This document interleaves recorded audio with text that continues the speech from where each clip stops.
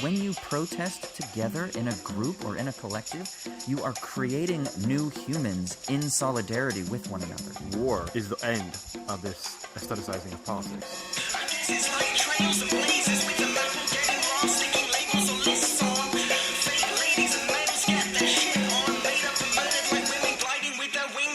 All right, well, hello. Welcome to another episode of Owls at Dawn. We are just two dudes from Southern California who studied philosophy, politics, and religion around the world and decided to start a podcast where we could bullshit with impunity. I am Austin Hayden Smith. And I am Troy Polidori. And we're back to sort of normal, like no more Trump shit, no more politics shit. Troy actually sent me a message and reminded me that apparently in, what was our second episode, we said that we would never talk about Trump ever again, and we've already betrayed our principles. I think we forgot about that like the next day. Sometimes I just say things, man. I don't really mean half of what I say anyway, so... The best part of us saying that was that we basically said, yeah, we won't talk about Trump again, and it won't be difficult because he'll just go away once he loses the election by a landslide. But then you did say something, I believe. You said, but what if he does win, and then we just choose in rebellion to not talk about him for 4 years? Yeah, I likened it to that one German movie, again, which I forget the name of, where they pretend that the Berlin Wall never fell for somebody who was in a coma during the time. Well, there we go. That's our path moving forward, Parliament. Yeah, I know about that. All right, so our first segment is the Shitty Minute. This is where one of us rants about whatever is getting on our nerves this week. Austin, what do you got for us? So, my Shitty Minute is basically inspired by a sort of reaction to... reaction. And so, and it seems to come up all the time whenever there is a protest, whenever people take to the streets. It seems like that for the most part, it's the conservative voices that sort of all come together in a sort of accord to talk about why this type of protesting isn't, one, useful, and two, how it's counterproductive, and three, how it just pisses people off because they're disturbing traffic and shit like that. And so I had a little bit of a back and forth with a guy who actually listens to the podcast. So Kyle, what up? This Shitty Minute was inspired by you. But he and I come from very different sort of theoretical or ideological backgrounds. He's much more of a conservative Christian. He's an entrepreneur. He works for NASA. And so he's very much... very pro-capitalist, pro-free market, objective Christian morals as being the standards of right and wrong. And so we've had very good back and forth spars over the years. But he posted up this meme that had a picture of the student standing in front of the tank in Tiananmen Square, in China. And he said, this is how you protest a government, or this is how you stop a government. And then it had a picture of a group of people with their hands holding on like some freeway, like the 5 freeway or something like that. And it said, and this is how you just piss people off. And I responded that basically that I think there's something that's being missed when you talk about protests in this manner. And what I didn't do is I didn't specify two things that are going on that photo. One, he's talking about the efficacy of actually changing things.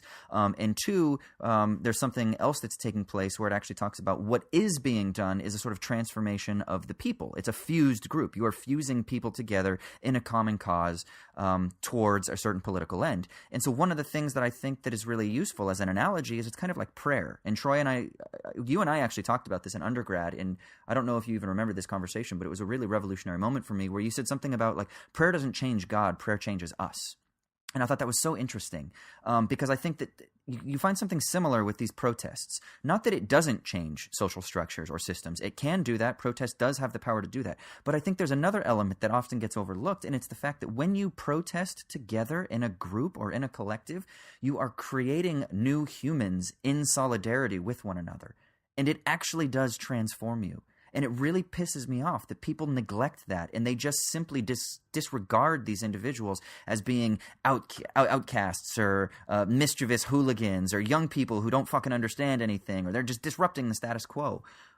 It just fucking pisses me off, man. Like, recognize that there is something beautiful in the transformation of the human beings that are standing in solidarity with one another, creating those empathic, telepathic connections as they're seeking to figure shit out. Maybe they don't know exactly what they want to do, but they know what they don't want, and they're standing together in solidarity towards that end. And I could talk more about this because I think this is something that actually has a lot more sort of theoretical legs to it. But since this is the shitty minute, I'm just going to stop and say, just pay attention to stop. Let's just not be so goddamn impatient, and let's just be patient and let people do things that they're trying to do as they're figuring out what they don't want to be for and what they do want to be for and how they want to stand together. They don't know what the fuck's going on because none of us know what the fuck's going on because life is hard and it's sticky and it's fucking stanky and it's nasty and we don't know what the fuck's going on. So let's just be patient and let people figure it out. Fuck. Shitty minute over. Dude, are you like caffeinated or something right now? Do I sound like I'm really amped up right now? That was the most hyper shitty minute I think we've ever had. It was probably really chaotic and scattered too, because I really don't like, know what I'm trying to say. I feel like there's no way I'm going to be able to match that energy. Damn. Yeah. But you know what I mean? It is. I feel you totally. Yeah, I remember. I think that comment about prayer was stolen from Kierkegaard. Oh, was it? I'm not sure. Okay. I'm not sure from where, but I've always attributed it to Troy Polidori. So no, but I like the analogy, right? Because the idea is it's a transformation of subjectivity, right? Right. Your relation to your belief itself, rather than some outward thing you're trying to affect. And so, in the sense of like politicization, which is a huge issue, especially for American youth, right? They're just not politicized at all. They're apathetic. And so that transformation of subjectivity is going to be extremely important as a condition of possibility for having actual political change, for a Tiananmen Square moment or something like that, although that gets kind of fetishized, as if that changed like the political sphere by itself or something. It's more of a symbol than anything else, right? But that idea is, I think, really important because there's a strict, it seems to me, a strict separation between the troll who just wants to make life difficult for others or uncomfortable for others for the sake of pure enjoyment, and somebody who is making life difficult or pointing out where life is already difficult in an uncomfortable way for something outside of themselves, right? Because of some possibility of a better world that they're at least implicitly pointing to, even if they can't necessarily manifest it at the moment. That's a pretty huge difference. Like, you can tell that difference automatically. You don't need to like even have it pointed out. And so we shouldn't judge the two as if they're the same thing, right? Right. Yeah. And I think one of the things that's really interesting is that this guy, Kyle, who has been a good friend of mine for a long time, he made a comment that he's like, I still believe objectively in right and wrong. And what these people are doing is wrong because they're preventing people from getting to work. And he's like, in effect, they're kind of being counter to their point because just imagine they're probably preventing someone, from going to a job that they need to get to and they could get fired, or they're going to lose money because they're going to be an hour late and maybe they're being paid hourly, or they're going to pick up a child from daycare and so now the kid's going to be left, wondering where their parent is or whatever, so that it's actually counterproductive to their end. But one of the things that I think that argument does is all he's doing is reinforcing and justifying the system that currently is in place. So this moral right and wrong that he's appealing to, and it's not just Kyle. So Kyle, if you're listening, I'm not just picking on you. But it's not just Kyle, but that is really a symptom of a larger sort of cultural phenomenon, which is this idea that we don't want to disrupt the way things are, and any sort of disruption of the way things are, even if it's inconvenient, even if it actually may seem to momentarily be sort of counterintuitive, is actually ultimately still aiming at a larger ethical goal, which is the destruction or the transformation or the betterment of the way things currently are. So there's a present violence that's currently imposing itself upon us. And so this act of protest, this act of individuals standing together to create their own subjectivity, to become subjects for the first time, is important because what they're doing is they're expressing humanity in a genuine sense for the first time ever. And that's what's important. They are becoming human in the Sartrean sense. Sartre would argue that under conditions of seriality, under the conditions of the capitalist system, we are inhuman actors. But in the act of solidarity, that's when you become politicized or you become subjectivized. In other words, you become human. So while it may seem counterproductive, it's not, because it's ultimately aiming towards a sort of greater goal of actually becoming human, actually stimulating freedom and tearing down those alienating forces that are imposing themselves from without. And so that's, I think, something that also needs to get to be understood. So yeah, that solidarity point's important because, think about Selma. All those protests were uncomfortable and made people late to work and made life difficult for the townspeople. That was kind of the point, right? It was saying basically the issue that we're protesting or sort of pointing to in these protests is more important than day-to-day activities. It's so important that we'll even suspend and problematize those day-to-day activities to make clear that's the fact for everybody, even if they want to try to ignore it. Right. And, you can disagree and be like, whatever problems you're pointing to are insignificant and I don't care about them. You can say that. That's totally fine. It's your right to do that. But you can't ignore it. You can't then say, I'm not going to address whether or not that's the case. That seems to be what the point of a protest is, right? Otherwise, it's just a bunch of people standing on a street corner with signs, which means nothing. Right. Exactly. Yep. I'm with you. See? So my caffeinated, high-energized, ridiculous, shitty minute turned into a cool 3 to 5 minute conversation, Troy. Thank you. Or 10 minutes. Yeah, whatever.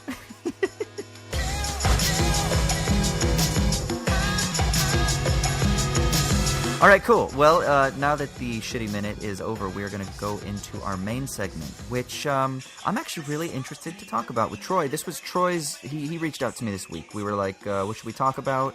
We're obviously not going to continue to talk about Trump, even though I feel like we could continue to talk about things pertaining to Trump, and I have a feeling we're still going to. We're going to talk about Trump. But he said, he sent me a quick little message. He's like, you're a Benjamin guy or Benjamin guy, right? And I said, yeah, I do dig a little of that. I was thinking we should talk about the aestheticization of politics or politicization or politicization of aesthetics, which is basically something that the critical theorist Walter Benjamin discusses in an essay that he wrote in, I think it was 36 or something like that. It was in the 30s, I think, the mid-late 30s, that is called The Work of Art in the Age of Digital Mechanical Reproduction. Mechanical reproduction. The work of art in the age of mechanical reproduction, which is basically just a fancy way of saying he wanted to explore the difference between art as it had been traditionally understood and how art is transformed under the sort of efficiencies of technological innovation. And so he comes up with this term that he calls the aestheticization of politics, and then he tries to theorize a way out of that and argues for something called the politicization of aesthetics. So I thought that was a fantastic idea, and I just kind of wanted to see where Troy wanted to go with this before we or to kind of lead us into the discussion. Because I'm assuming that this was inspired by recent events in the world, especially because Benjamin basically says that the aestheticization of politics is what leads to fascism, right? Or it's totally used by fascism. It's used by fascism, right? So I think the interesting thing here for Benjamin in using these ideas to talk about politics, because he's talking about art in the beginning, right? And talking about how our sort of relation to art changes when you can mechanically reproduce it and have it as a consumed good, right?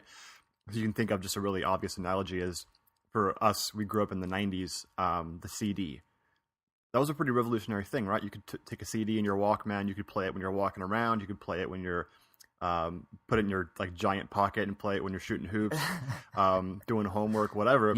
Your Discman. Did you have a Discman? Oh, fuck yeah, I had a Discman.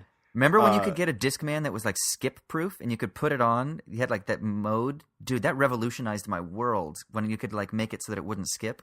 Yeah, that was the best, man. I had a bright orange one. I probably still have it lying around somewhere. I don't think I would throw it away because I have that nostalgic connection to it. Fuck yeah. Yeah, so the idea was you had this phenomenon of you could listen to a song that you loved that had a beautiful poppy chorus that just was ear candy and listen to it 20 times in a row if you wanted to. It's just like eating candy or binging on some, food good that's just releases all the dopamine possible in your brain. Whereas if you lived, in like Renaissance Italy or something, and you wanted to hear some piece of music you liked, you had to wait until, the orchestra could become available and buy tickets and afford to do that. And there were all these sort of circuitous ways you had to go about hearing music other than maybe, reproducing it in your head. So that changes our idea of what art is very strongly, right? Whereas art's pretty separate from politics in the before the age of mechanical reproduction.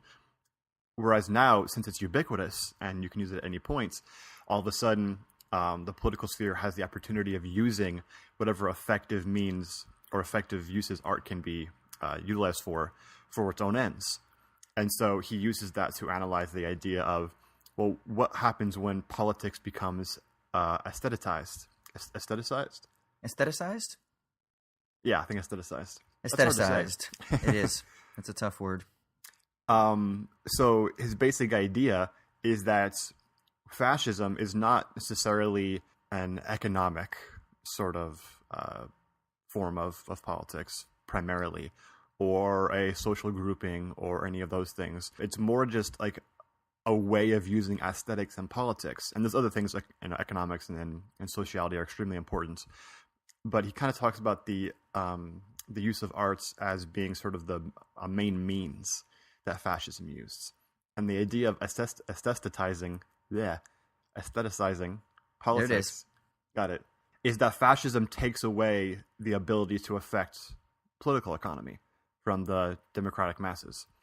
You don't get to change policy. You don't get to affect property relations. You don't get to change any of those grounded issues that are supposed to be political. It takes those away and puts those only in the hands of the Führer and the those in power, but allows the masses to express themselves, to be aesthetic. And so they get to be part of a group that has rallies, and they get to wear special clothing, and they get to sing special songs, and they have a national identity that they feel represents themselves and they fully identify with, but it doesn't actually affect anything about politics, primarily. They define themselves against an out-group as that national identity, and again, that's just an aesthetic principle, right? It's more just about how you look and feel and act, and doesn't have anything to do with property relations or any of that. And so it seems kind of, scary given what we know of, 1930s Germany, but it seems a little more innocuous in that way. Where it really gets scary is when, at the end of the essay, Benjamin says that war is the end of this aestheticizing of politics, because war is the only way to mass mobilize resources without affecting the property system whatsoever. And so the idea here is that while in the beginning these things seem like, oh, it's just people expressing themselves, they have free speech, they can do whatever they want, it's a harbinger of things to come, in that this is only going to end with massive war, because that mobilizes all the resources without actually affecting anything in the political sphere internally whatsoever. And so Benjamin was kind of meaning it as a warning of things to come, to look out for those things, be vigilant. Right. Well, because under the logic of fascism, and I don't want to kind of completely mix our theorists here and jump around, but Sartre actually talks about the idea of radical institutionalization in his book Critique of Dialectical Reason. And for him, within the institution, what ends up happening is that the leader, or we could call him the sort of dominant ideology, even though he doesn't use that idea. He actually talks about the leader. But I think that it is okay because I view the work itself as a logic. So I think it's okay that the leader is just representative of the logic of the leader. But the leader, or the dominant ideology that structures the institution, that conditions the institution, is the only thing that has essentiality. And every other component part, or the individuals within that institution, are inessential. And they simply derive their value insofar as they subsume themselves under the rule or the authority of the leader. And so what that means is that you do not have any sort of capacity for there to be an individual.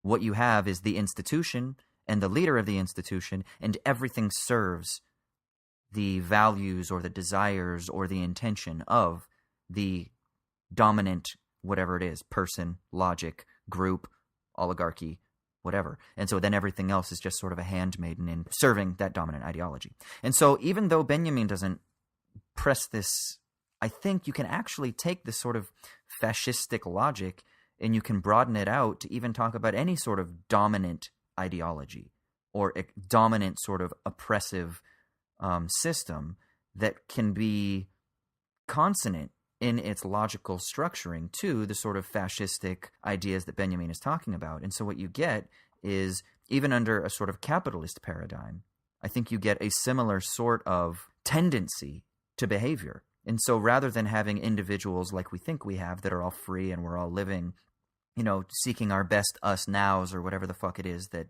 pop psychologists like to talk about, what we have is we have a bunch of people who don't have any individuality, who don't have freedom, but who are all just simply serving the sort of larger aesthetics of the political regime from within a certain paradigm. Now, I don't know if you would agree with that, but it seems that kind of fits within a sort of, at least analogously, to what Benjamin was talking about, which means that if that is the case, and I don't know if it is, but if that is the case, and if Benjamin is correct that war is the only outcome, then that seems to also fit within sort of Western capitalist democracies, or things that that we would call capitalist democracies now, that are similarly structured under a similar sort of dominant ideological restraint. Yeah, and I think we can even take that logic and use it in other places too, right? I mean, the nuclear family, when fascistic, can have the same representation. Say when the breadwinner father, if that's the case, doesn't allow the mother or the children or anybody else to have any sort of democratic say in family choices, but offers them instead a means to express themselves as part of the family identity, whatever that might be, right? When the parts of the family reject that, or say, no, I want to have some say in choices the family makes, some equality, then you have that same sort of fascistic response. Doesn't mean that fascism is like dictatorship necessarily, in the same way we classically think about it, or that every dictatorship is fascism necessarily, but that you see those same sort of structures all up and down. Different hierarchies. Schools can be this way, offering you school spirit, as a means for expressing yourself without allowing any say in how, if students any say in how the schools actually run and policies and stuff like that. To the family, to churches, to workplaces, all the way up to governments. What you're talking about, it sounds like you're kind of talking about Althusser almost, right? With ideological state apparatuses. And I think there's something that, for me, and tell me if you agree, but I'm less interested in someone being labeled a fascist, or I'm less interested in us talking about fascism as this sort of static idea, as I am with thinking about the sort of logical underpinning, which is itself this massive complex matrix of various forces, that then when it appears in particular instances or instantiations, snapshots, then we call it fascist, right? So you look at Mussolini and you're like, he was a fascist dictator, or whatever, right? Or obviously you look at Hitler and you're like, it was fascism. Sure, but only in the sense that it was an instantiation of something that I think is even bigger, this bigger matrix or network of power structures or expressions of power that are existing. And so then you get these microcosms or these smaller instantiations like the school or the family unit or the clinic.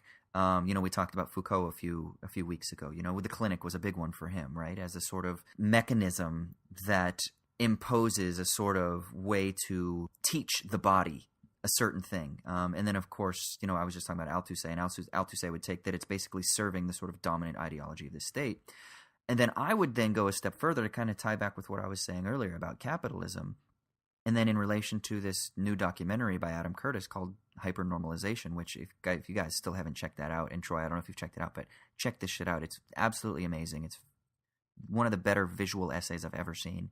But it's this idea that there is only one way to view the world, and because we don't have an alternative out of it, then we just kind of live it. It's like being immersed in water and you don't know anything else. And so there is no alternative. And that's kind of what the fascistic logic does, is it says, no, we all must be homogenized under this singular power structure because that's all there is. And so you then must get in line. And so everybody appropriates it, and you appropriate this external imposition, and it becomes your own, quote unquote, and then you live your own, quote unquote, free expression that you see, where you buy a Jaguar because you think it's going to make you more human. But the only reason you do that is because the commercials make you think it's going to make you more human. And it's appealing to these various sort of like base biological drives, but it's conditioning you in the process to try to like live this freedom that is itself just a construct. And it's a construct of this larger dominant system. And that is what's fucking terrifying about what fascism. That's why fascism is terrifying. Not because you get some orange-faced, fake tanned motherfucker that's talking about like riling people up. It's deeper than that. I mean, that's terrifying, but it's deeper than that, And it's normalizing that behavior so that everyone sort of like buys into that, and then we all embrace the sort of fascistic logic. Yeah, the key there I think you're talking about is the riling people up part. It's not just the normal riling people up or getting people politicized like we were talking about earlier. It's much more nefarious than that, right? And vulgar in the sense that, as Ben Heming talks about it, it's sort of like the frustration that you deal with living under capitalism has to be dealt with somehow. You have to sort of, like in a Freudian sense, you have to redirect that's like internal frustration somewhere. What fascism offers you in a time of extreme frustration, whether it be economic, social, or whatever, is a really convenient way of expressing that, right? Taking on a national identity and then blaming some outgroup as the singular cause of your problems. And of course, for fascism, it's never government actors or capitalism itself that's the cause of these things, these structural conditions that are actually the cause. Instead, it's some other group, right? Whether it were the Jews and 30s or Muslims and immigrants today. And the reason that's so nefarious is that these are like libidinal urges that that regular people have, and they need to be expressed somehow. And when they're given this convenient scapegoat to do it, and then it's normalized by the presidents or the leader themselves to do this, then there's nothing stopping it from happening. And that's why Benjamin says that the war is really the only option, because eventually you have to, when times are the worst, give people some like extreme thing to identify with.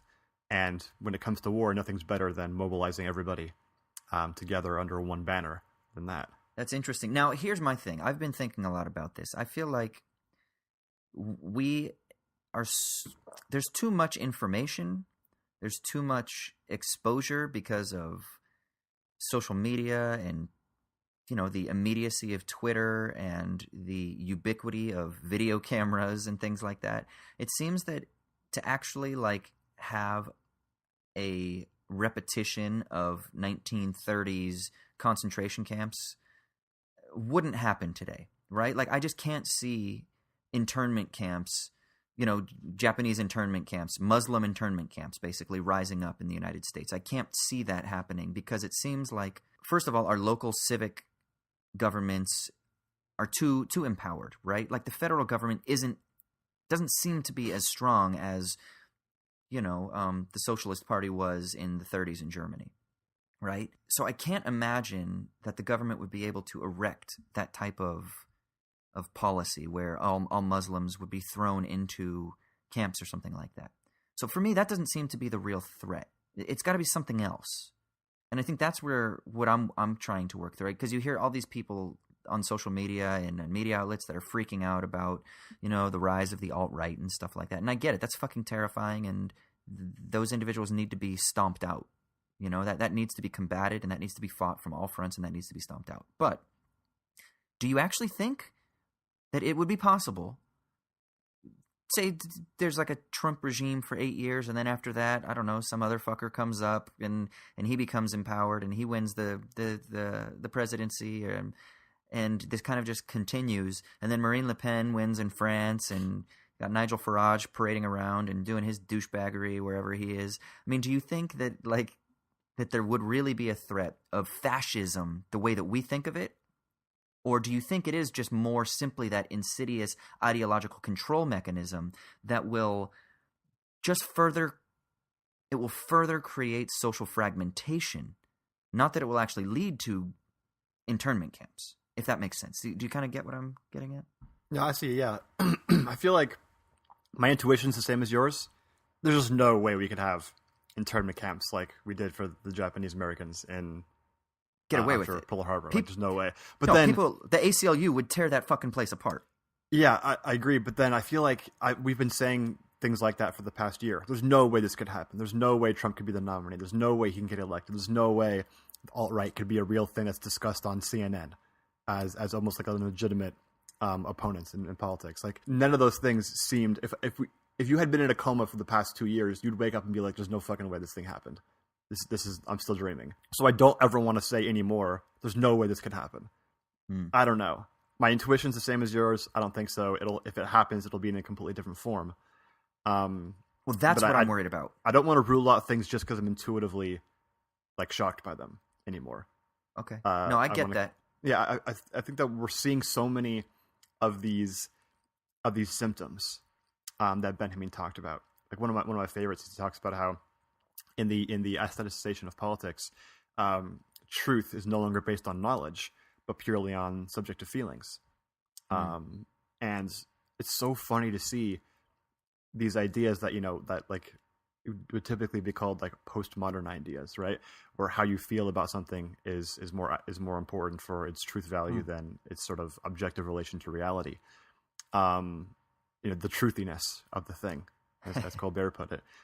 And that was always the thing that the right accused the left of doing, caring about feelings and identity politics and being offended, whereas the right was all about, economic logic and stuff like that. And that's always been kind of the watchword that's always used. But you don't hear much about that anymore, right? It's actually the right that's taken on these ideas about feelings because of the sort of frustrations of the working class needing to be mobilized for the sake of the party. I remember Newt Gingrich was on, I think it was CNN, during the campaign a few months ago, and someone had brought out how much of the polling of Trump supporters was inaccurate about basically every single factual claim that had been made by the Trump campaign. Right. And that didn't he see a problem with people basically having no knowledge of science, and that the campaign was not representing themselves very well in this regard. And Gingrich basically just said, I'll take people's feelings over what elitist scientists say. And research says people's feelings matter more. I'll side with the people over science, in essence. And like, I get what he was saying in that he was making a class division, right? There's elitists who come up with these facts and who's to believe them. I'll take the people's feelings over it. But that's just such a, like, oh my God moment, right? Where it's just like, we're not going to believe anything unless it confirms our predisposed feelings towards things. And that's like, once you've made that move and you've accepted that as a position, then what isn't true anymore?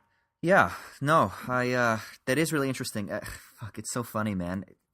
And this is where you get like that weird tribal mentality, because you have Republicans that try to claim that Democrats are the ones that were based on feelings. And now, but I have always heard it the opposite too, that Democrats are always like, no, Republicans just base things on feelings. I know that like the typical trope was that Republicans were supposed to be the ones based on economic logic and shit like that. But I don't know. I think I've also encountered a lot of people where it's just casting stones into the other camp and saying, you're just irrational and you're just irrational.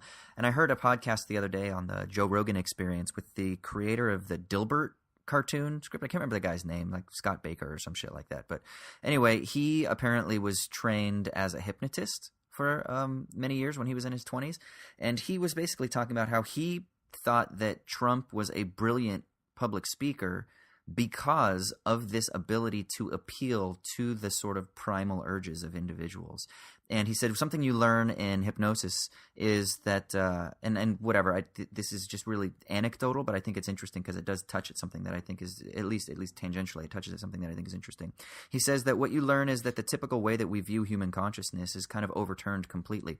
We tend to think, he said, that human beings are like 90% rational and then like 10% irrational and emotional. He said, but with hypnosis, you really flip that and you realize that actually it's just 10% rational and 90% of the stuff that we do is irrational. That's based on emotion. That's based on fear. That's based on, the desire for a connection or attention or something like that. And he said, and all Trump did throughout his entire campaign was appeal to that stuff. He just appealed to that stuff. The basic emotional scare stuff, the fear stuff. And Hillary's campaign couldn't match that. She tried a little bit at the end, with the like, oh, but you don't want Trump. He doesn't have the fitness or the temperament to be a president. Can you imagine him with his finger on the nuclear codes or whatever? But really, it was too late at that point. Trump had already set up the idea that he was going to galvanize a group of people around him based on this fear that only he and that his program and that his people would be able to alleviate. And that was what was so ingenious, he said, about the Trump campaign. I would probably go even further, and I would say I'm not even sure that we're 10% rational and 90% irrational. Sounds optimistic. That seems very optimistic. I just finished reading an essay that one of my colleagues here just finished reading, and I'll send it over to you, Troy. But it's about Althusser and Spinoza, and when you read about ideological state apparatuses, when you read Althusser's work on ideology.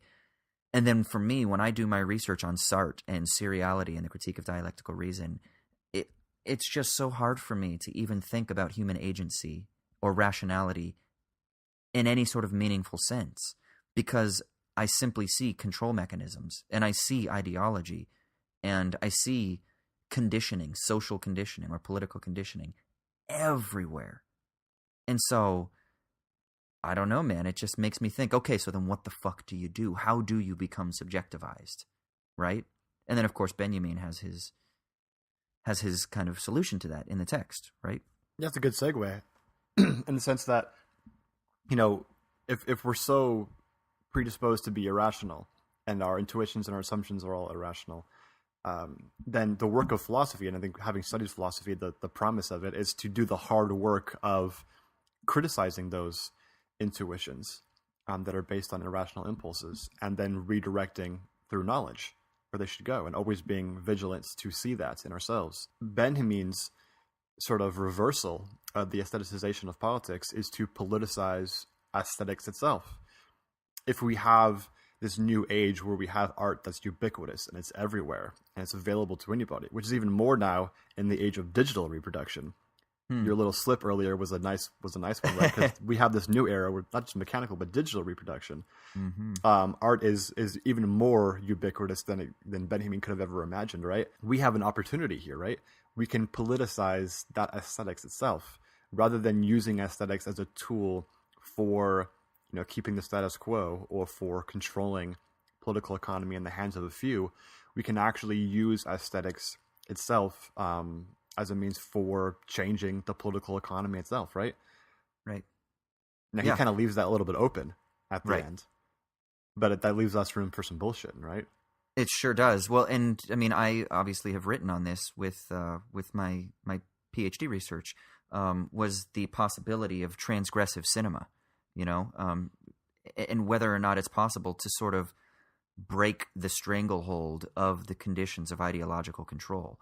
And it's something that I'm really interested in. It's something that I spent many hours talking with our buddy Scott, who was on our live podcast for the election night. That he and I had spent many, many nights talking about what is transgressive literature or what is transgressive art, kind of more broadly construed, and how does art spark to life from within? How does it create a space from within the hegemonic control of the dominant power structure or the dominant ideological system? And that's the question, because there's that famous quote that I can never remember who actually said it, but the master's tools will never dismantle the master's house. If the tools that we have with which to create are conditioned by the system, those tools themselves will only ever serve to either transform or perpetuate that greater system. So how can we have new tools? Or how can we use those tools to blow up the system? And those are things that, look, we're not the only people that do this. People have been struggling with this for fucking decades, right? How do you create the novel? And that goes back to what we were talking about during the Shitty Minute with the idea of subjectivization and this idea of trying to figure out a way in which a chasm can be opened up that can allow for the process of becoming human to take place, or for the process of the novel to take place. So Alain Badiou is a French theorist who's alive today, who actually might be debating Alex Williams and Nick Cernicek tonight, the authors of Inventing the Future. I think it's either tonight or tomorrow. They're having a debate in New York. So look online for the audio for that, everybody. But anyway, Alain Badiou is a really reputable philosopher. Probably, would you say he's the foremost sort of like leftist French theorist in the world today? Yeah, continental philosophy has probably got to be the top one, right? Yeah, I would think so. And he has been writing for decades, since, like the 70s really, but 70s and 80s were his kind of heyday. And then obviously in America, when it takes a few years for shit to get translated. But his work has become really popular in the last, 15 or so years here. And he talks about this idea of the event. And he is very explicit that he actually gets a lot of his ideas, they're inspired by Sartre, at least as one of his sort of forefathers. And it's this idea that he finds in the Critique of Dialectical Reason of the apocalypse that opens up, that tears a fabric in the homogeneous state of being and allows for something novel to emerge. And so that's the question, is how can you do that? And actually Badiou talks about, because he's also a film theorist, and a playwright apparently, even though apparently his plays are god-awful. But anyway, he talks about this idea of the possibility of a proletarian art.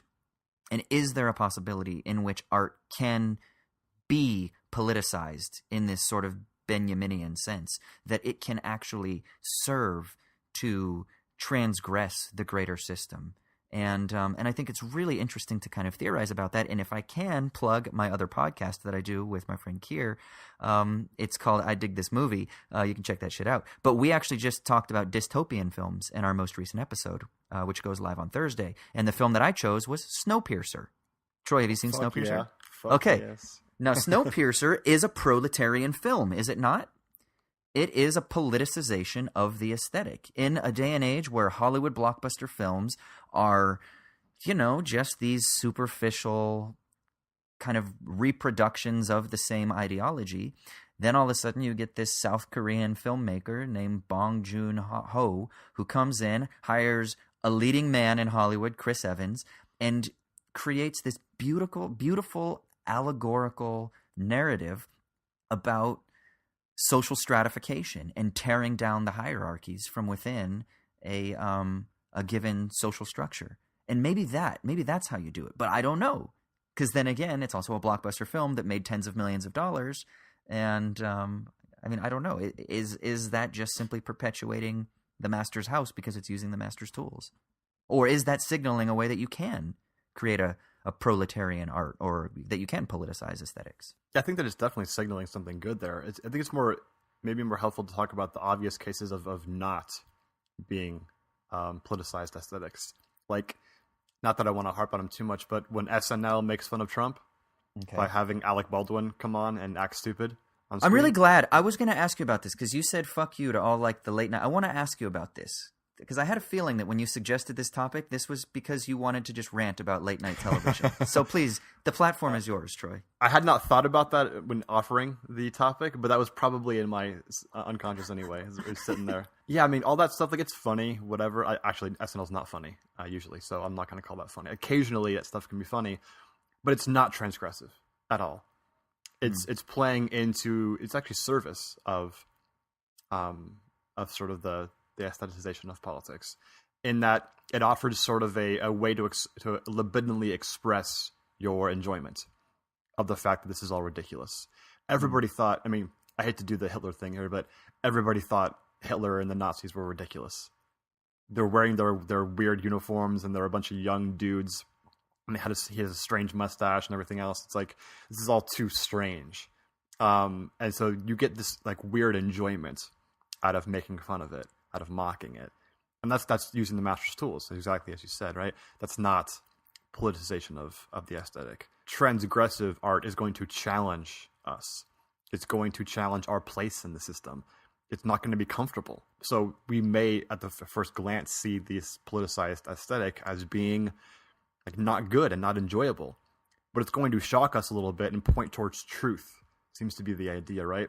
Points at the underbelly of these things and what's actually going on, how we actually are representing ourselves and the other, especially the out group who's being demonized and scapegoated. So those things are not going to be nice and easy and enjoyable on first glance, that true politicized aesthetic. And so if we're going to look for that, it's at least pretty obvious to see where it's not going to be, and that's late night comedy mocking Trump and his decisions, or even like, making fun of how unpresidential he is by ranting on Twitter at 3 a.m. Like, yeah, it's unpresidential, but that doesn't even fucking matter. He was voted in because he's unpresidential. That's a feature, not a bug for many people. Right. Yeah, so we need to kind of analyze that and think more strategically about not how to make ourselves find more enjoyment, like an escape from certain things, from reality, but to actually criticize reality itself. So what do you think? How does that happen? Motherfucking punk rock. Yeah, that's right. Going to metal shows on school nights? Yeah, we need a return of punk rock, man. We need the Clash more than ever. No, but see, here's the thing. Fucking the Clash and Sex Pistols, they have been co-opted, have they not? Oh, of course. So then is that just simply something that's going to happen? That if something exists long enough within the marketplace, it will be co-opted. So you just have to have those, you have to take advantage of the moment of eruption when it occurs and then build from there, because eventually it will die down again. Sartre talks about this. It will fall back into seriality, that any sort of moment that will erupt, an event will take place, but that event will fizzle out the sort of revolutionary fervor will fizzle out, and then all of those things will be co-opted back into the system again. So is it just simply about taking advantage when the eruption takes place and then figuring out how to kind of perpetuate that?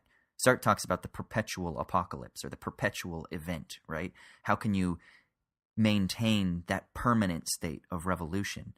And so how do you do that without just saying, well, let's just start listening to The Clash again? Because that's obviously, I know you're being tongue-in-cheek, but how does that take place? Yeah, I mean, Badiou calls it fidelity, right? Right. There's a kind of faithfulness, and he even uses, sort of Pauline Christianity as sort of almost like a working metaphor for how this might work, and talking about the event as something to be faithful towards. And that's an issue where you have to be vigilant. You have to continually reaffirm your fidelity to it. And so that's kind of a thing that can be lacking sometimes in that revolutionary fervor, right? It's a fervor based entirely on sort of, internal urges and power and alienation and all these things. It's a feeling, affective relation. And so when that dies down, so does the actual work itself. So we have to kind of reverse that and base the inner emotional affective stuff on an actual event, on an actual principle and thing to be sort of in fidelity towards. And if we do that, we'll be much more able to stay vigilant and to continue this. Now, what I wonder is, so if you maintain fidelity to an event, can that not lead to just simple contentment? So I'm thinking about it with regards to like a marriage, right? If you, because, he talks about love as being one of the four conditions for truth, right? But like in a marriage, for example, if you are faithful to this individual, for some reason that seems to just kind of lead to a complacency. Or it could, not it will necessarily, but it could just lead to a complacency, not something that's truly transformative and inventive in perpetuity. So what I wonder, and maybe this is something that Badiou talks about, you might know a little bit more, since I've really only kind of, scratched the surface of his massive fucking works that he has. I've looked at Being an Event, not so much Logics of Worlds and shit like that. And Theory is a subject I looked at. But is it the idea that an event takes place, and so there's faithfulness or fidelity to that event, but the event is like a really big event, like a massive, large conceptual space that's opened up in revolution. So you have the French Revolution or the Paris Commune or something like that, right? Or the events of May 68 or the Civil Rights Movement or something like that, right? You have these big events that take place. But you don't just remain faithful to them in the sense that, like, I'm sitting here now like, oh yeah, 13th on Netflix was a really good documentary. I'm going to post something on Facebook now about that. That's me being faithful to the event.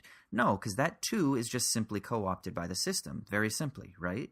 So how is it that you can remain faithful to the event, but simultaneously stimulate micro events that splinter out from that in a discontinuous sense, so that it won't just simply be co-opted by the hegemonic control of the capitalist system or the dominant ideology or whatever?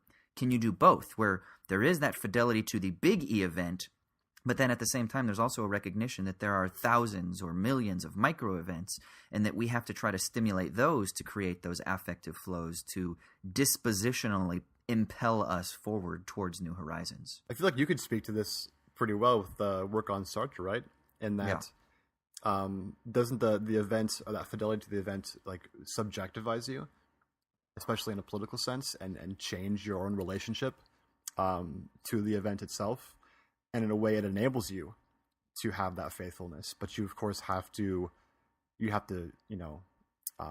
watching and be aware of the fact that you could very easily fall back into seriality, as Sartre says, right? And so there's like a different logic there. Yeah, exactly. And that's why there needs to be that perpetuation of the apocalypse, right? Or he talks about a perpetual group infusion, which the group infusion is his term for some people will call it a collective, but he doesn't, because the collective for him means something bad. Le collectif is something that's bad for him. But the group infusion is that group where genuine freedom emerges in a sort of empathic, communal, de-alienated existence as individuals are working towards a common goal. I guess it's just figuring out how to stimulate that, how to actually perpetuate that without just simply remaining fidelity with a big F to the big E event, because that seems that could lead to totalitarianism, right? Like that's what I think the Soviet Union's big problem was.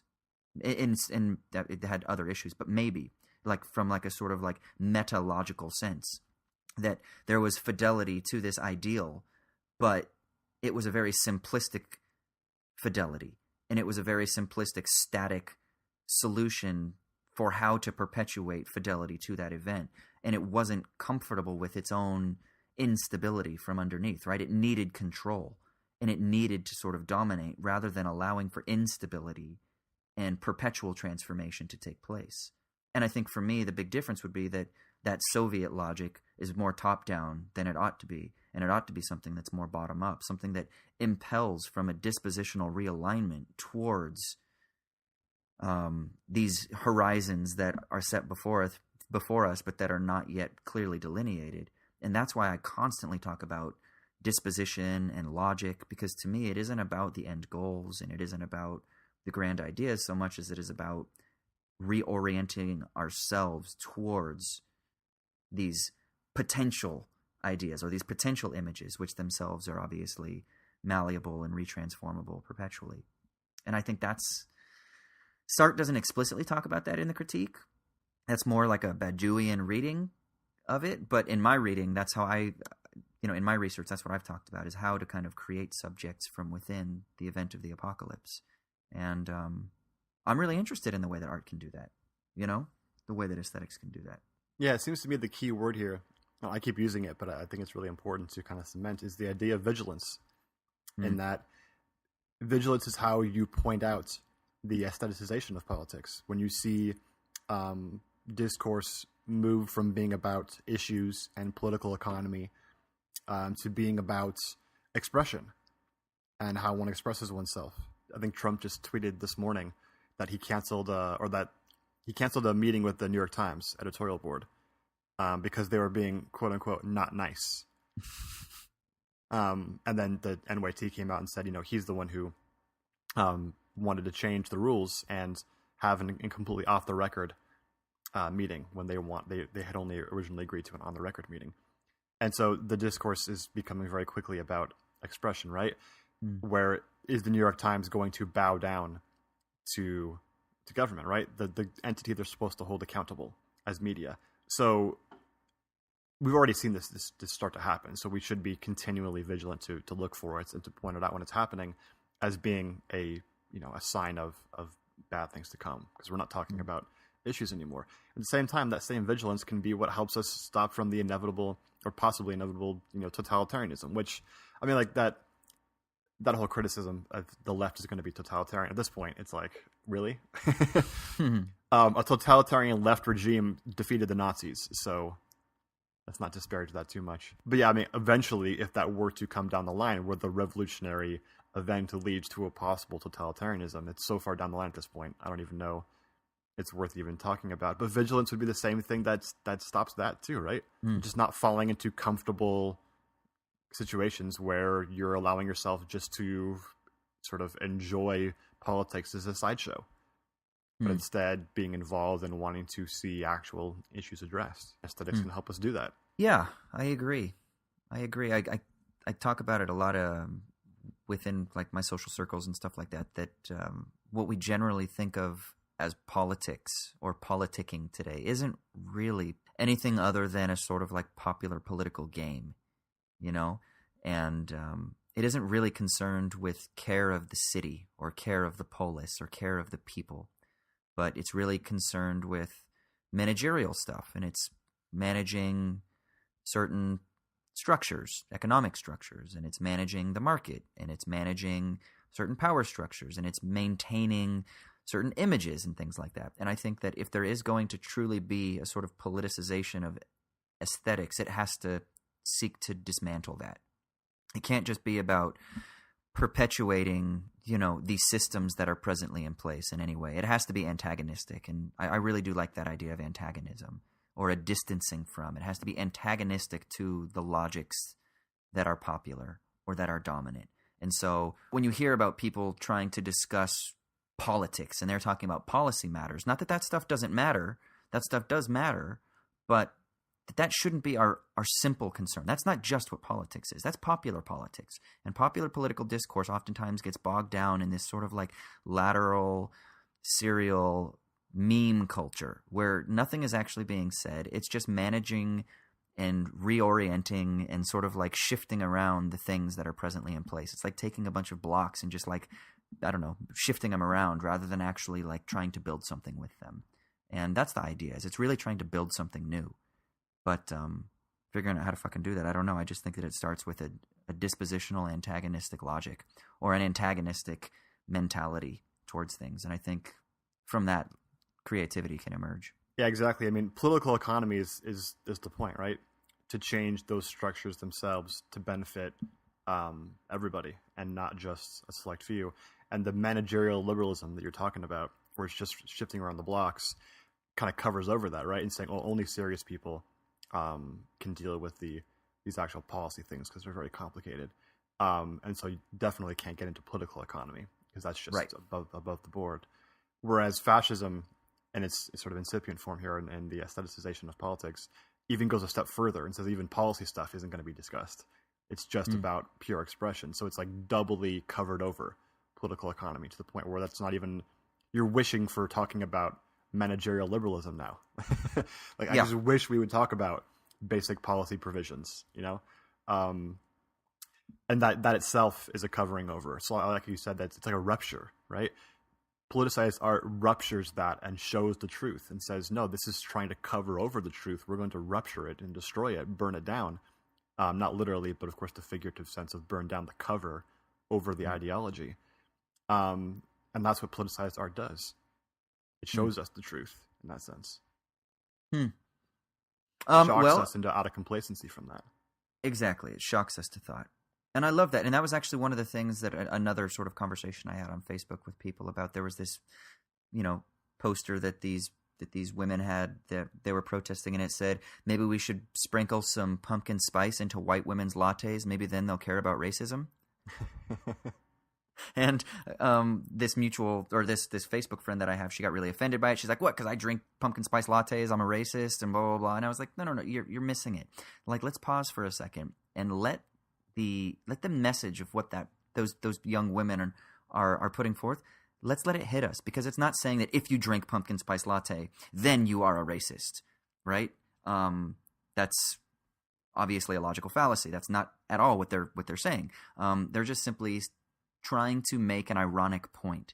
And it's this idea that there are certain individuals, in their argument, white women, who voted overwhelmingly for Trump, right? That was the argument because it was an anti-Trump protest. That they're highlighting the fact that there are certain people groups that are experiencing the spoils of cultural comfort, and that if we can kind of like dismantle that and show that these individuals are so comfortable, and because they're comfortable, they're ignorant of the sort of like social plight of others, then if you can highlight that, then you can kind of like at least create a space in which thought can emerge.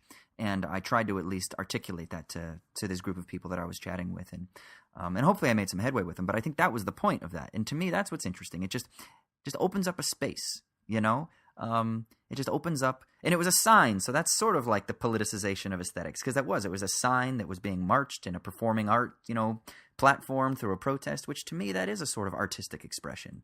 And it's allowing that to actually hit us and to feel that and to think through it and to struggle through it. I don't know. I think that's important too. So I feel like that's a go-to like future Banksy project to have like cops beating on a black guy, but then he's holding a pumpkin spice latte.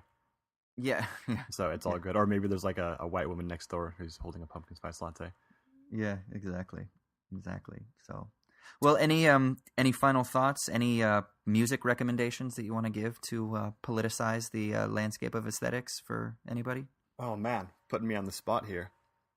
Let's just go back to the original event, man. 77. And not to the Sex Pistols, and not to the Clash. I mean, I love the Clash musically, but that's not like real punk rock.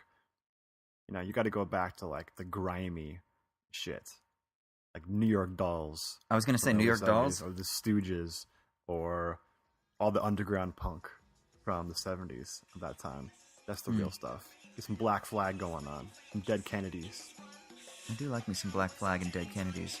Yeah. All right, I'm down. California Uber Alles.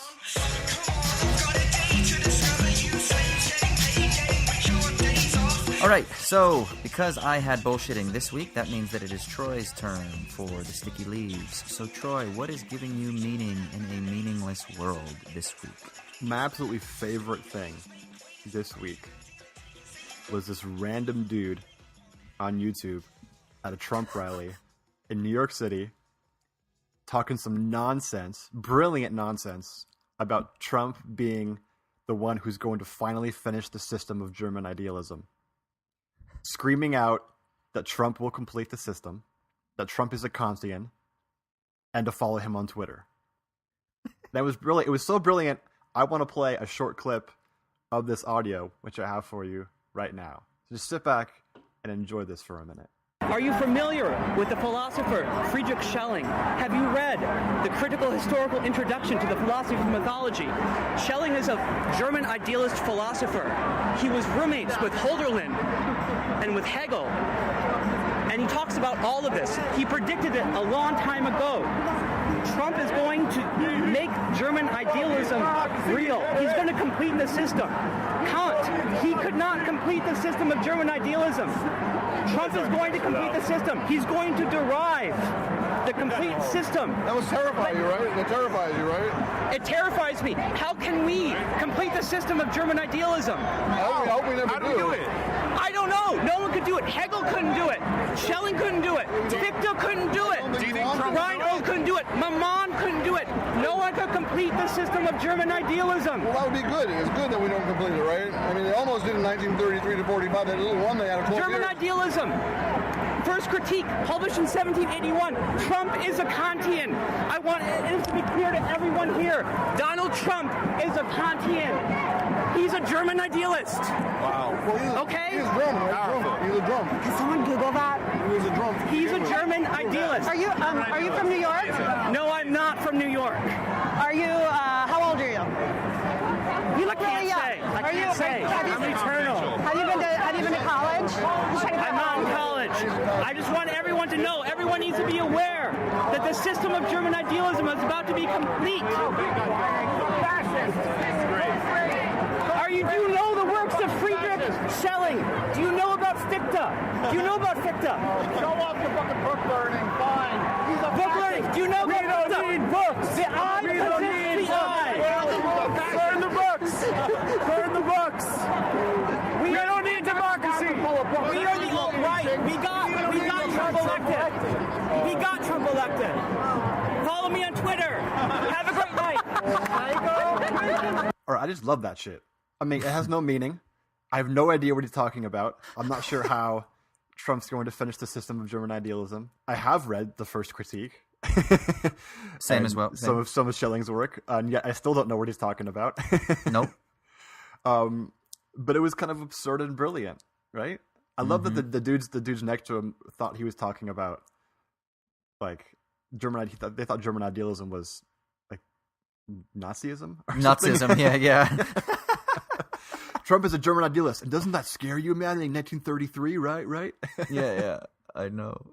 I really wish, because they were in New York, right? And New York is a very educated place. God, I just wish there was some like NYU grad student that actually has studied German idealism, or like that, like Michael is there, right? And he's like, really? What the fuck are you talking about? I just love the passion and the fervor I know that he had for these ideas, right? And he looks like every first year. Go on YouTube and look at the video. It's even funnier. He looks like every first year philosophy grad student, right? Mm-hmm. just randomly went out there, and I don't know if he's crazy or I guess if you read that much German idealism, you probably would think everything relates to it. And in a sense, maybe you can make Trump fit into the schema, the dialectic. But that was fantastic. That made my week by itself. I agree. I know. I passed it on. You sent it to me, and I passed it on to a couple of other individuals. And I was like, "Have you seen this? This is amazing."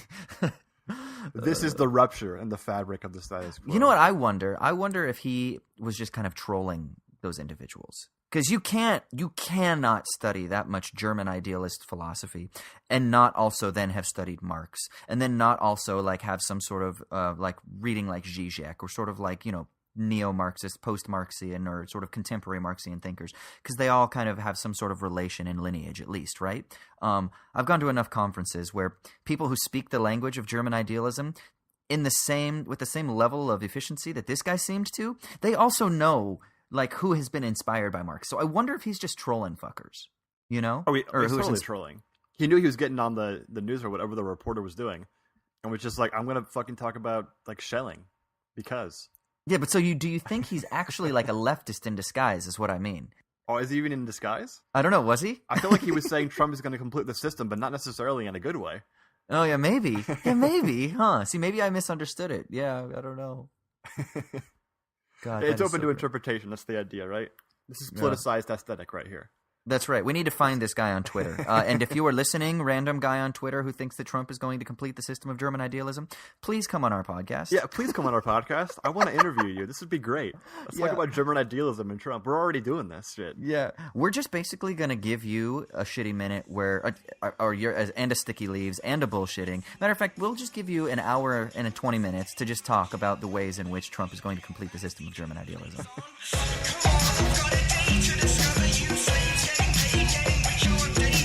Alright, so our next segment is bullshitting, and given this episode's probably going to come out, I'm guessing on Thanksgiving? The day before. Or day before Thanksgiving? Yep. We might as well talk about it. I agree. What the fuck is up with Thanksgiving? Well, I mean, I guess there are multiple ways to view it, right? Like, I saw a great meme the other day, and it had a picture of a Native American guy giving food to some pilgrims, and it said, something about how Thanksgiving is the commemoration of a holiday when Native Americans fed poor, starving Europeans, and or something along those lines. And I was like, okay, yeah, we get it. We get that. But I'm just going to take it from a purely superficial level. I love my family, and I've been bouncing around the world for the last 7 years, so I don't get to see them too often. And Thanksgiving is one of my favorite family gatherings. Because to me, Thanksgiving in my family, it doesn't have any sort of like real meaning. I know my dad tries to like hyper spiritualize it and do like the let's thank God and shit like that. And I've been in those awkward environments. But for me, it's never about that. It's about grubbing down and spending time with people that I enjoy.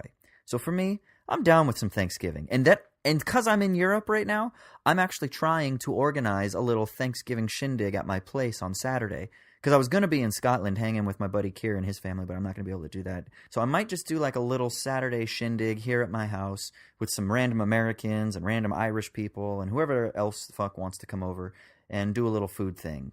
Food, drink, and chat. And then maybe, do the typical tell us what you're thankful for, and then I'm going to say I'm thankful for Troy. So that's what Thanksgiving is for me. That's some real bullshit right there. Yeah, I agree in that. I feel like I'm pretty privileged because I like my family. Me too. And they're like good people. And so I enjoy Thanksgiving and, the rest of the holidays. And also people in my family are like amazing cooks. And so they make delicious, amazing food that I really look forward to. Yes. So Thanksgiving is like the best meal I've had all year, every single year. All right. So I got nothing but looking forward to it. I mean, there's nothing negative at all about Thanksgiving. I feel like even for those majority of people who, I guess it seems like the majority of people, at least the people we're around regularly who are disaffected, educated liberals, seem to hate the holidays. They'd much rather be in their workaday experience and reading books and doing whatever else, and they don't want to hang around their families and talk about how Trump's going to save America or whatever. I get that. Like, I feel that vicariously through them, how uncomfortable that is, and the forced sort of familiarity you have to have with people and all that. Is there any like advice we can give to all of our good people out there who are dreading Thanksgiving? Oh gosh. Well, I mean, there's always the just get so drunk that you don't really know what's going on, and then you just say something obnoxious, and then you create family tension for a couple of months because you just went off about how they're all racist because they voted for Trump. I don't know if that's good advice, but that's something you could do. That's an option. Do you speak of this from experience? No, because I love my family, so I don't have those experiences. But that is an option that you could do. I kind of like the absurdist option too. Yeah, what's the absurdist option? The absurdist option is what the Trump is a German idealist guy did. Just speak some absolute nonsense when they bring up Trump and how they're for bikers for Trump or whatever, and they want to get their manufacturing jobs back, and they can't wait until their coal mining job comes back, or there are tariffs put on purchases of motorcycles or whatever it is. Then you can just start talking about, yeah, man, this is the fulfillment of German idealism, and just bust out your Schelling and start talking about it. So that's kind of like the bring out the Fichte. Just be totally obscurantist, right? Yeah, I mean, what else do you need to do? I like it. You could just make sure that you only answer in the most sort of dense, ridiculous, abstract philosophical terms, but that at the same time are actually meaningful, but they're just completely intended to sort of like make a mockery of the discussion. You could do that. That would be good. Yeah, and don't be pedantic about it, like an asshole about it. Be sincere. Like, superior, like, oh, I know so much about, abstract issues and you have no idea. Just be totally, like, absurd about it. It doesn't have to make sense. Just get to the point where your family's looking at you like, okay. And then they'll just kind of move on, and you'll get back to, drinking beer and eating turkey or whatever. Or, even though I did say that I love my family, and it's true, what I tend to do with my father, he and I come from my dad is a very conservative, Reformed Baptist gentleman. He's been like a youth pastor and stuff like that in the past, so he's very committed to his faith. Well, we just ignore it, and we just don't talk about it anymore. So now we just talk about the stuff that we do enjoy, sports, and we talk about our love of our grandmother, his mother, and we talk about the weather, and we talk about, traveling the world. We talk about things like that we do have common ground on, and all that other stuff. I used to, when I was in like my early 20s, mid 20s, I used to want to fight, and I used to want to try to get my dad on my side and get him to see how wrong he was. But now anymore, I kind of don't do that so much anymore. Even though I still do want to convert him out of his Reformed Baptist ways, I kind of just let those things slide now. And we kind of just talk about things, and, we just try to love on each other. I think that's the sincere option. Just love on each other, man. I know it's hokey, but I'm kind of hokey when it comes down to it. So it's a very healthy, like, agonism, right? To be like, you know what? Am I really going to convince anybody by arguing about Trump being the manifestation of the aestheticization of politics on Thanksgiving? No, I'm not going to convince anybody. So in that case, just like try and be a human being with other people. And if they're dicks about it and they're assholes and they want to talk about how, oh, did you vote for Clinton? Look what happens. We're going to kick out all your immigrant friends. Even if they're total assholes like that, just like brush it the fuck off just for a day. Yeah. Just for a day, brush it off. I feel like I'm going to hate myself for saying this, but like, be the better person. Be the better person. You know what's funny? As you were saying that, I literally for saying that. Oh yeah, no, I was literally thinking that. I was like, "Are you saying to be the bigger person here, Troy?" Oh my god! Never tell me that I said that. Erase this from the podcast. No, everybody, hold him accountable. You can write to him, or you can call to him 8675309. I don't know. That's his direct line, I think. So, okay, be the bigger person. Beggar, not the beggar person, the bigger person or the better person. That's what it is. Oh, be the beggar person. Just Diogenes that shit. Just start whipping it out and start masturbating in public. We talked about this in a past episode. This is the perfect time to practice. That's right. All right. Well, on that note, we're going to transition to Michael for This Week in Hip Hop. What's up, Troy? We haven't heard anything about the new Tribe album yet. Can't wait. I want to hear Mike's words before I say anything. I know, me too. So, Michael, what's the dealio? With first-class legroom, big cocktails for everyone, and a schedule you can depend on. Hey, what's up, Internet? This is your friend, Michael Burns. We might not know each other, but I want you to think of us as friends, and this is This Week in Hip Hop. Hopefully you're doing well. I'm doing all right. I live in England. Some of you know that. Weather's been all gray here, like the stereotype of what you think of when you think of England. Has me at half speed. I got to be real with you guys, but I'm excited to be here. This week's going to be simple. I kind of only have one main thing I want to talk about, and it's a project that was announced a few weeks ago that I'm really excited about. And two of the tracks are out. I want to talk about it a little bit. And this is the new project between Smoke DZA and Pete Rock entitled Don't Smoke Rock. Good advice, to be honest, and a good album title. Smoke DZA is a rapper from Harlem. He's one of those people who I wouldn't be surprised if a lot of us had not heard him much before. He flies kind of under the radar, but he's great. I think sometimes he gets lumped into a certain like weed rap genre, but he's just a good Harlem rapper. I'm sure you've heard him before on tracks, even if you haven't realized it. And if I have to tell you who Pete Rock is, then I think you should smoke rock until you die. But Pete Rock is one of the best producers to ever make beats, notably of Pete Rock and CL Smooth. Has been on a ton of projects over the years, and famously Pete Rock is the person that inspired Dilla as well, which is great. And I know personally Pete Rock was the producer in the late 90s, early 2000s that really turned me on to paying attention to production and beats. So he's dope. The record's coming out December 2nd. Features on the record, I mean, listen to this: Cameron, Mac Miller, Big Crit, Dom Kennedy, Royce the 5'9", Jadakiss, Styles P, BJ the Chicago Kid, Rick Ross. I'm excited. Can you tell? 2 tracks are out thus far. You can listen to both of these online. The first is called Milestone, featuring Jadakiss, Styles P, BJ the Chicago Kid, beat by Pete Rock, obviously. That one's just so ill. I don't know about you all, but I just love, like, Jadakiss's voice is never not going to get me excited. His flow on the song is crazy. And then I think BJ the Chicago Kid, other underrated artist, you might be saying like, oh, of course it's Chicago guy, so Michael's going to up him, but it's just true. He's so good. But BJ the Chicago Kid comes through on Hook Duty. It's real smooth. The second track that's come out from this record that came out a few days ago, it's called Black Superhero Car, featuring Rick Ross. This one is very, very exciting. If you know me, which you probably don't, let's be honest, like 4 of you that know me in real life listen to this, I've always had a huge soft spot for Rick Ross, so I'm very excited to hear Rick Ross on this one. But Smoke DZ's verse in particular is the one that does it for me, including lines like, "Take Eric Garner's killers, give me Sean Price back." Shit.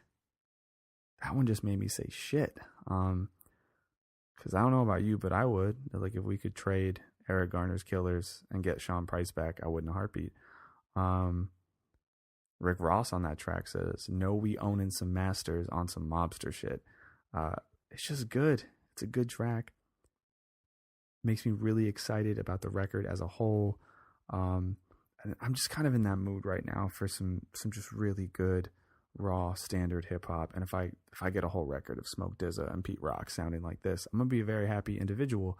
I think that you will be happy individuals as well. So keep your eye out for that. It comes out December 2nd. I'm definitely going to talk about it when the record comes out. The other big thing in hip hop this week, everyone knows about this, is obviously our friend Kanye West is going through some stuff. And it's one of those weird things, because I'll be honest, I was one of those people that when he started saying all the George Bush stuff, Freudian slip, I'm not editing that, fuck it. And when he started saying all the Donald Trump stuff at his shows, I was kind of annoyed and kind of pissed. And I felt like he was being irresponsible. And I felt like he was letting us down a little bit when so many artists were standing up against Trump and against everything he stands for. But man, Kanye's going through some shit. And it sucks that he's going through some shit, but I really hope that things get sorted out. I hope the dude can rest and get back to where he needs to be. And I just hope we're all aware that sometimes we hold artists to a crazy high standard, and shit gets real. I'm sure some of you saw that Dave Chappelle clip that's going around online this week, just about how Hollywood destroys people and LA destroys people and the industry destroys people. So fuck it, man. Kanye is in our prayers, and if we don't believe in God, he's in our thoughts. But yeah, let's hope for a full recovery. And I'm going to be real. I hope that we don't hear from Kanye for a while. I hope dude can get some rest, figure out what's good, get healthy, and prioritize all of that over music, because we got good music coming out. So hopefully we'll hear from him soon. But yeah, that's me for this week. Sorry it's kind of low key. Sorry I'm a little bit low energy, but I'm excited about the Smoke DZA record, and both the tracks I mentioned are available online. So please go look those up. Hit me up on Twitter at Mick O'Broin. And shout out to Jill Stein. Shout out to Frozen Pizza. Shout out to Papa John. No, fuck Papa John. I forgot that guy's terrible. So is the guy that owns Domino's, because he's terrible too. So fuck it. Make your own pizza. And that's the metaphor for all this shit. Make your own pizza. Back to Austin and Troy.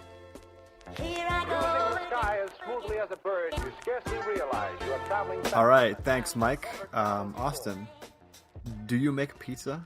Oh, bro, I fucking make the shit out of some pizza. Do you make pizza? I feel like I love this metaphor because the one thing I think I actually do well, my one marketable skill, is that I can make pizza. Really?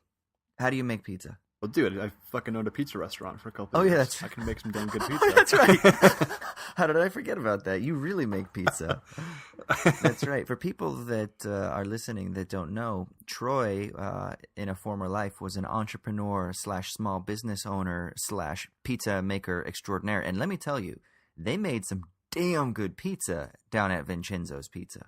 And they had a little mint. Yeah, well, I didn't spit in yours, so. Well, that's what made it better. You know, I got a little bit of that Troy DNA, which, you know, kind of came with. That's why I'm wiser now. You know, you are what you eat. So Osmosis? yeah, Something exactly. like that? My favorite thing about the restaurant, though, was the mini basketball hoop that you had. Oh, dude, yeah. We still have that video of the dunk contest we had on that thing when I almost died. Oh, yeah, that was brutal. That was brutal. But yeah, my pizza making skills aren't that good, I guess. I mean, I usually, you know, because I try to be pretty healthy, so I usually like to use like a whole wheat pita bread, and then I'll make my own sauce, though. So I'll make my own sauce with like some chopped up tomatoes and shit like that, and then various spices and things of that nature, and garlic and whatnot, and then I like it with like mozzarella cheese, Kalamata olives, and then maybe like tomato slices, and then just stick it in the oven for a little bit, and boom, get a little healthy little snack. Sounds delish, man. Just fuck that wheat bread, though. That wheat dough? No. Yeah. Okay. So for the listeners out there, just give us a little scoop. Like, what is the secret to making a good dough or a good crust for a pizza? I ain't giving up my arcane knowledge for free. What the fuck do you think I am? Okay, people, send in your donations to Troy, and he will send you a recipe. You know, quid pro quo here. Or just, you know what? Come hang out and we'll have some pizza. That's even Just put it better. that way. Come hang out. Come hang out where, though? We're going to have to meet, because I'm in Dublin, you're in L.A. Can we meet in Nebraska? Is that midway? Yeah, bring the beer to Nebraska. And then we'll have some pizza. We'll do that thing. That sounds good to me, man. That sounds good to me. I'll bring my pizza stone. We'll make this thing happen. That's perfect. Regarding This Week in Hip Hop, I know we said it last time, and I know we have had a habit recently of saying that things are going to happen and then they don't happen. So I'm just going to continue this. I could be telling you the truth right now, or I could be bullshitting, but hopefully I'm telling you the truth. The problem is I can't predict the future, and the world is chaotic and crazy. As the German idealist guy says, we haven't completed the system of German idealism yet, so I don't know what's happening and what's real and what's not real. But I can say this, that Michael is going to be recording a special This Week in Hip Hop dedicated to the new Tribe album. So look forward to that. It should be coming out, I'm hoping, this week. But yeah, that's coming. And then that might get us towards the completion of the system of German idealism alongside Donald Trump. I feel like this new Tribe album has to be a significant moment in the dialectic. Yeah, I agree. Just putting that out there. Yeah, I agree. But we won't know until Michael helps us complete the system. So, Michael, please help us. Give us that absolute knowledge. All right, guys, thank you so much for tuning in to another episode of Owls at Dawn. We really do appreciate the listeners that we have. It's actually been crazy. Every single week, our subscribers and our numbers have gone up, and that's great. We really appreciate that. We hope that in some small, tiny way we can be involved in a dialogue that will either help you guys get through stuff, or that can maybe sort of motivate the creation of humanisms, as Troy and I often talk about. And if nothing else, to be completely honest, this is actually really beneficial to me. It helps me think through things, and talking to Troy always takes my scattered brain and sort of like focuses it a little bit. So I really appreciate the hour or so that we get to spend every week. But if you appreciate it, we'd love to hear from you. Hit us up on any of our social media platforms. It's owls_at_dawn on both Twitter and Instagram. And then you can hit us up on iTunes. Leave us a review. Give us a rating, a 5-star rating. That'll really help so that other people can find the podcast, and we can all participate together in solidarity as we fuse a group and create the new humanisms to take down the Trumpocalypse. And if we offend the shit out of you, then, whatever. That works too. Exactly. At least we're being shocked to thought at that point. Definitely. I was offended like crazy when I was hardcore evangelical, and those offenses have now turned into like germinal seeds that have sprouted into beautiful theoretical flowers of leftist beauty. That was the antithesis, yeah. For Exactly. sure. Troy, you were my antithesis. Oh, shit. What's the synthesis, then? I don't even want to know, man. I don't know. When we meet up in Nebraska, and I don't know. There has to be some sexual metaphor going on there or something. Ah, Troy, we'll see. All right, we've gone homoerotic. That's pretty much time for us to close out. Yeezys. Das Vidania, Amerikanski.